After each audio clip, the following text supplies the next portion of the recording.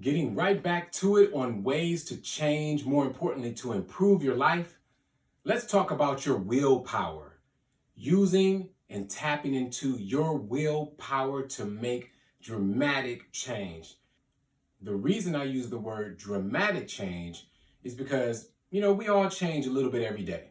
There's inches that we change, we gain a little weight, we get a little older, but that dramatic change is the change that you can see all of a sudden based on things that we're doing differently, based on the way that we decide to live our life, and maybe based on trying to achieve a gigantic goal. Now, everybody has not necessarily tapped into their gigantic goal, and that's okay. You have time to do it. So maybe now your goal is just a minor goal. Maybe it's something like, hey, I want to get off probation because I'm tired of going to classes. I'm tired of checking in with my PO, or I want to get off parole. Or maybe it's I want to graduate from high school or college, or finally get my GED. See, it doesn't have to be dramatic in the sense that it's something that's earth-shaking. That comes later, if it ever comes at all. But the bottom line is that you have the power to change your circumstances. And now we're talking about your willpower. Willpower has been defined as your inner drive, your ability to hang in there when it gets tough. Now, that's my definition. That's the Judge Dawson definition. But it really applies to everything that we face in your life. Think about the hardest situation that you had to overcome. Think about the time when all the chips were stacked against you, but you still survived. And you may be thinking to yourself, Judge Dawson, I can't remember that particular time. But I will tell you, even if you don't remember a time that you overcame something dramatic, the fact that you are here right now is evidence that you were able to live through a lot of circumstances that may have destroyed a lot of other people. So be proud in the sense that you are here right now. Be proud in the sense that you have overcome some things in life, and realize that the same tools and techniques that you used to overcome in the past can be used right now. Once we've established a universal definition of willpower, meaning we've decided that we're going to go off that definition, that it is the ability to keep going when things get hard, the ability to hang in there when things get tough, and to continue until you are finished with your goal or your task. So let's start with that as a universal principle, as our starting point. And then from there, we start to figure out, okay, how do I tap into my willpower? How do I go and report to my probation officer every month so I don't violate probation? How do I stop smoking weed because I know I'm going to get a test, and because the judge said it was illegal or I couldn't do it while on probation? How do I muster up the willpower so that I don't do it and end up in jail? One strong tool that you can use to tap into your willpower is identifying your why. Why is it that you want to do a certain thing? Or why is it that you want to avoid a certain thing? Identifying your why is not only a tool for dealing with your willpower, but it's a tool for success. And it's really what drives us every single day. And it doesn't have to be something major. Maybe you don't want to be a judge. Maybe you don't want to be the mayor of your city or something like that. Maybe you just want to get off probation. So the question is, when you determine what your why is, now you have to figure out, okay, my why is this. This is why I cannot do these things.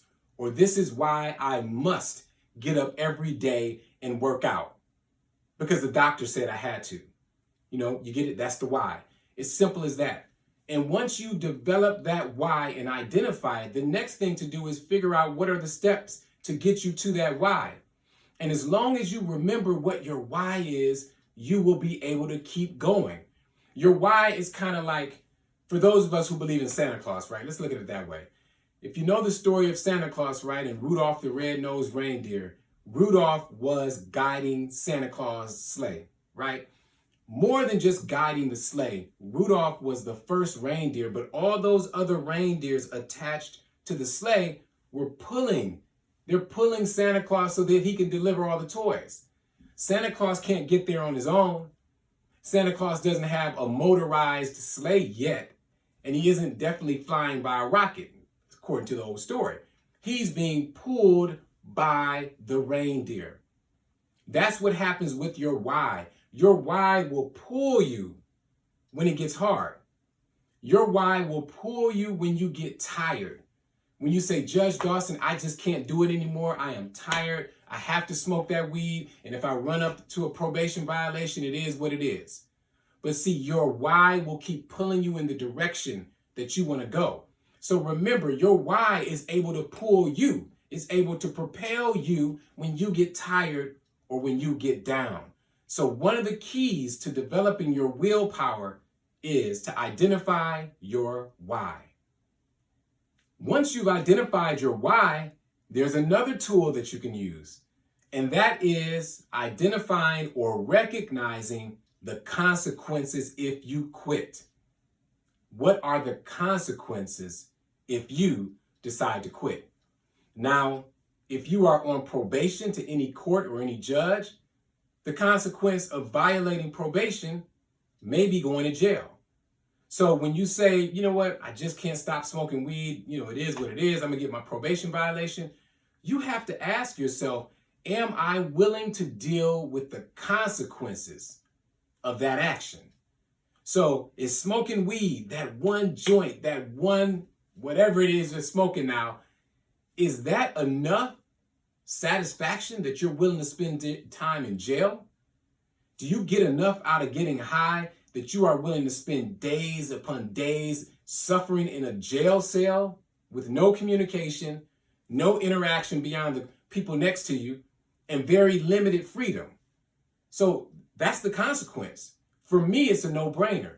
There's pretty much nothing that I would do willingly that would have that particular result. But I don't speak for everybody, right?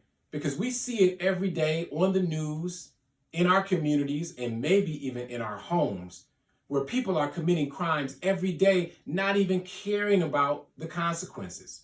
We all know people who've sold drugs, the dope man in the community, or maybe the dope woman, who knows? But the bottom line is that person has analyzed straight out. They know what the risks are, and if they don't know what the risks are, they should buy my book called The Legal Matrix, because I talk about the risks of selling drugs. I wrote it a while ago, but it still applies. But they've analyzed those risks and they've decided that they want to still sell drugs because maybe they believe the reward outweighs the risk. And I'm just saying that that's something that we all have to do when we're talking about our willpower, when we're talking about our ability to stay the course. And that course is whatever course that you've mapped out for yourself. So maybe if it's something like that, or maybe it's a person who's always stealing, a booster. They've analyzed that, hey, they'd rather go and steal these clothes and sell them or whatever these items are. And if they go to jail, they go to jail. So for me and you, it boils down to discovering the consequences and determining whether or not you're willing to deal with it. Now, those are kind of dramatic because they deal with jail. Let's deal with things that are a little bit more reasonable. So if you don't get up every day and study and go to school, maybe you won't get that GED. Or maybe you won't finish your 2-year degree or go to college, whatever it is you want. That is the consequence of not going through or following through. Maybe it's your health. Maybe you went to the doctor and the doctor said, you know what, you have to change your diet and you have to start working out. So when you decide not to do it, you know what the consequences are. You've spoken to the doctor.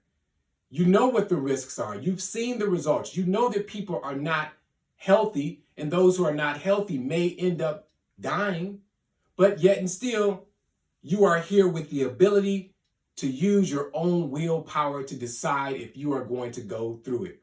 So we're talking about tools and techniques to tap into your willpower, because your willpower is what's going to take you to your next level of success. Again, your willpower is that ability to hang in there when things get tough, when you're tired of going to class, when you're tired of reporting, when you don't feel like getting up and going to work.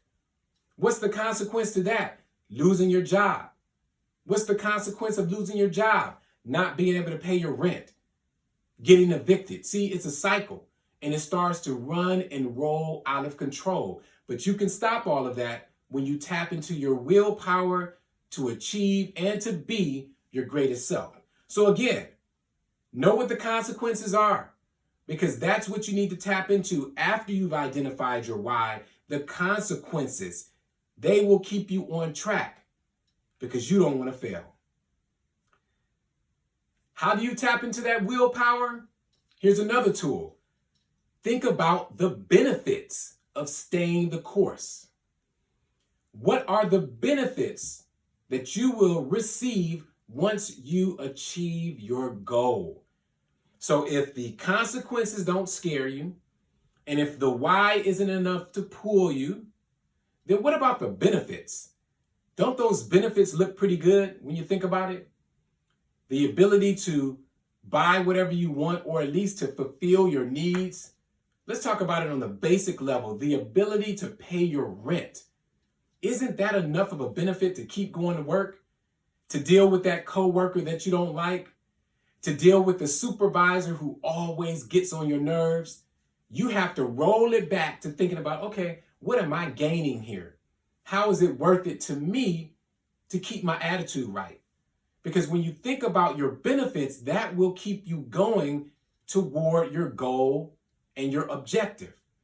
Now, a lot of times people are thinking financial benefits, but as we know, there are more to benefits than just your finances. You have your health. How is your health going to benefit if you keep achieving your goals? What about your influence? Nobody talks about that.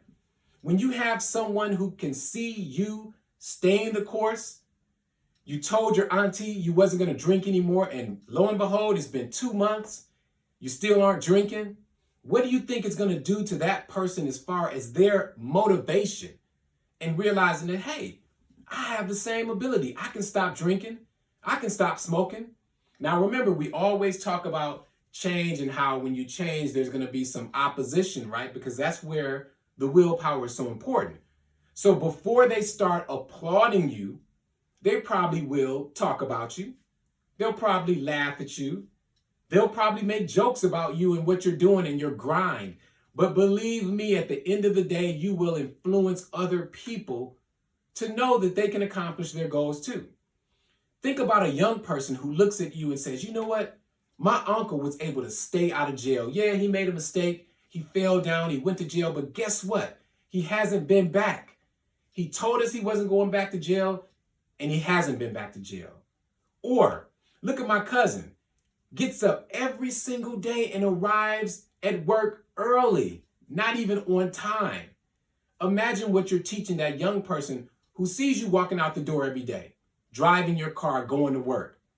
See, our influence is another way that we benefit not only ourselves, but you benefit other people. So when we're talking about a benefit, sometimes it's beyond just you and me. Maybe it's the greater good. Give you another example. Say, for instance, you're going to stop littering because, as you know, in my city, dumping and littering is out of control. And I'll give you a public service announcement. If you litter in my city, it's a $1,000 fine and jail time, flat out, because I'm trying to send a message. But let's talk about it for a minute. So let's talk about the littering and the dumping. You say, well, okay, Judge, how does that benefit me? How does that benefit my cousin? It doesn't. Well, it benefits the entire world.